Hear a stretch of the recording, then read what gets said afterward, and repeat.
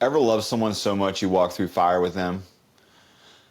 I'm talking about that no matter what, I've got you kind of love. The kind where you're not just standing in the fire together.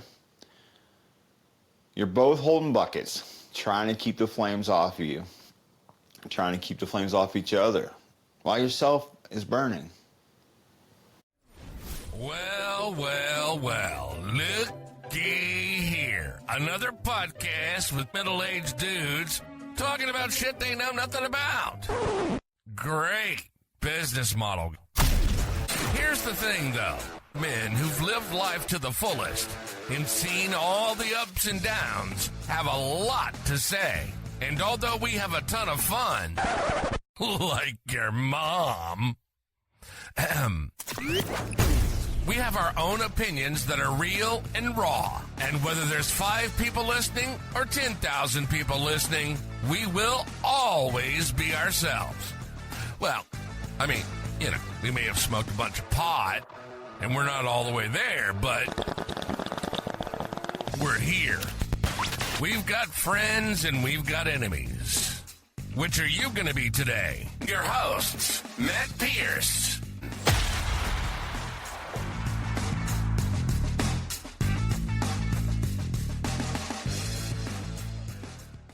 Welcome back to Pierce and Mine. Grab your coffee, your joint, your whatever gets you comfortable. Because today we're going into something I've been thinking about a lot lately.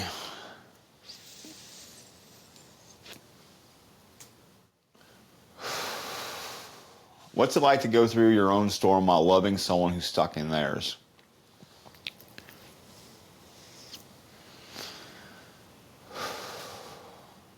I think about my marriage a lot these days.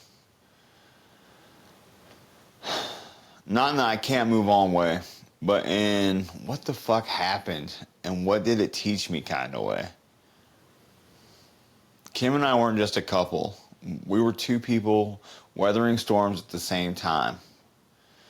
2 very different storms, but close enough that they kept hitting each other.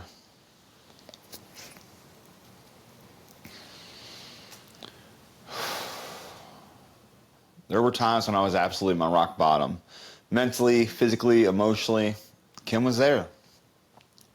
And I'm not just talking about like in the same house.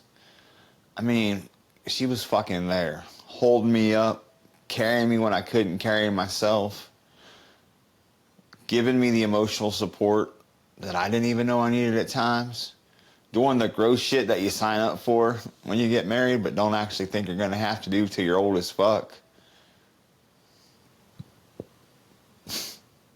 And here's the thing that hit me recently. It had to be exhausting for her to be struggling herself, financially, emotionally, trying to keep her own head above water.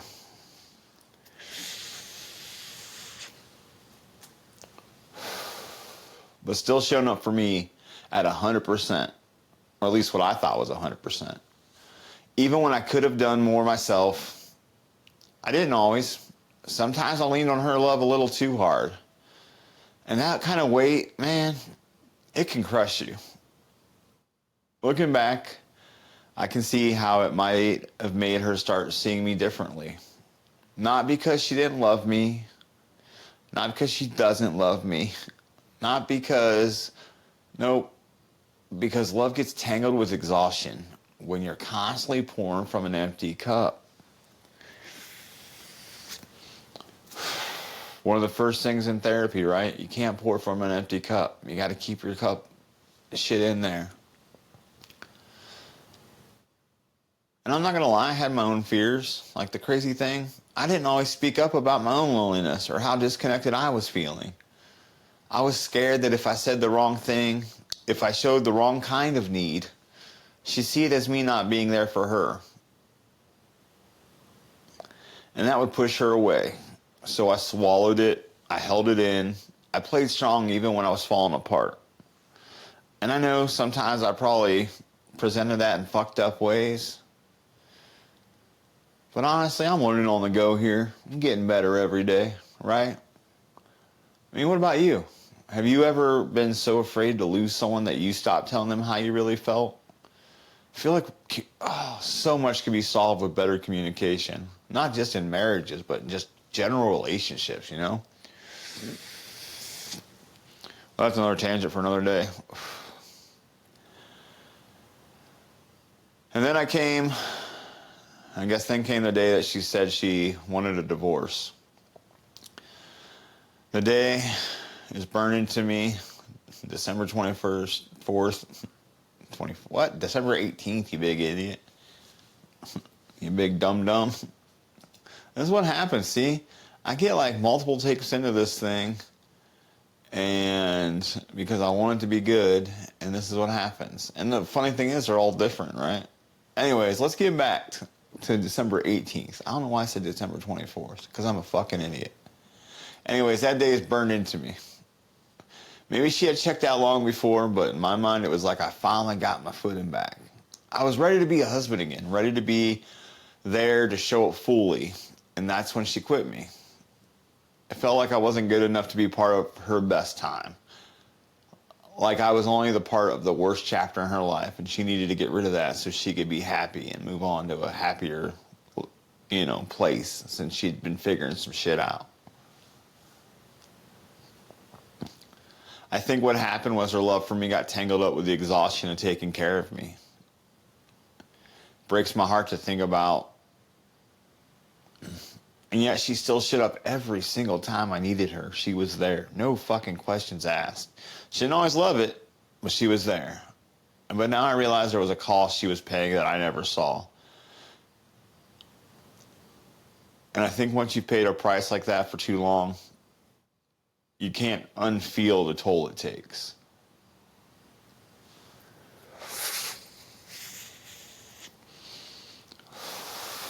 Kind of like the toll this joint's taking on me.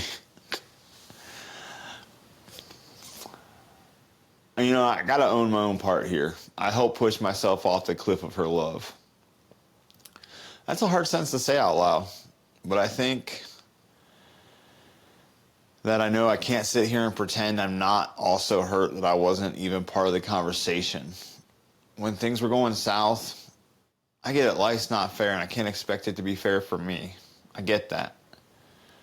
But when you're grasping at straws to save the image you have of someone in your head, it's brutal to find out they stopped reaching back a long time ago.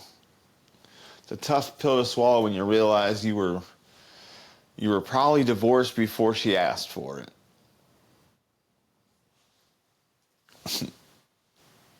And the thing is, it's funny, I was a little side tangent here. I saw this thing. Well, I can't remember now, so, I guess I'll just keep on rolling. I guess maybe the fight I wanted for my marriage, I need to put the same fight in the salvage of a friendship. Because as much as I wish I could have saved us, I still want to keep her in my life. She is the love of my life. She is my person. And maybe that means taking tiny wins, one small positive interaction at a time. Maybe it means sacrificing a little of my own frustration without abandoning my boundaries, like ensuring I never have human contact with the new guy. Just to rebuild something in her and I can both stand on together again. Because I know that we are way better in each other's lives than out of it. And I don't think, no matter what she says about this new guy, I don't think either of us have ever been loved as awesomely and as deeply as we love each other. I don't know. Big lesson here is I don't think we talk enough about what it's like to be in two storms at once. Yours and theirs. We always hear about supporting your partner through hard times, but no one talks about the reality of having no shelter yourself while trying to build one for them, right? We don't have those discussions.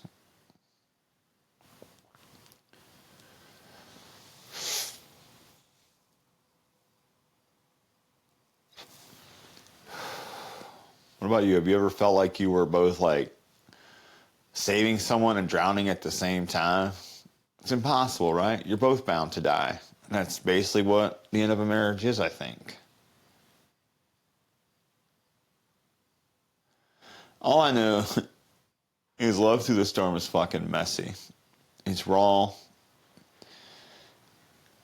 It's showing up even when you got nothing left in the tank. But the calm after, I can tell you from my current experience, that can be even harder because it's quiet. You realize what's been lost. You have to decide worth fighting for now.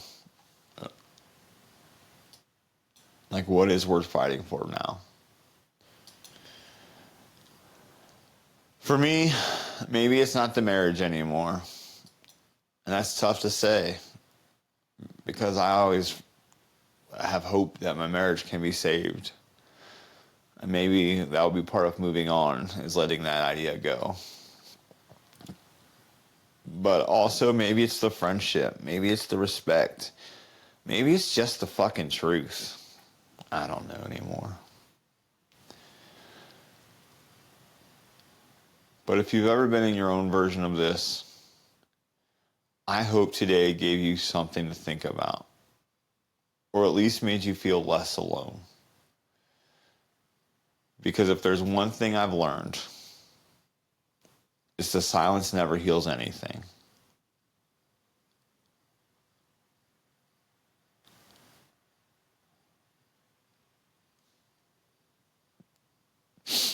This is Pierce of Mine. Thank you for sitting with me in this storm. We'll find the calm together. They may be men who don't have PhDs in anything, but you can bet that sweet ass they know how to have fun. And seeing how you made it to the end, you're now in the club. We hope you enjoyed the show as much as we had doing it. Make sure to like, rate, and review. We'll be back soon. But in the meantime, hit us up on TikTok. Y'all be cool. See you next time.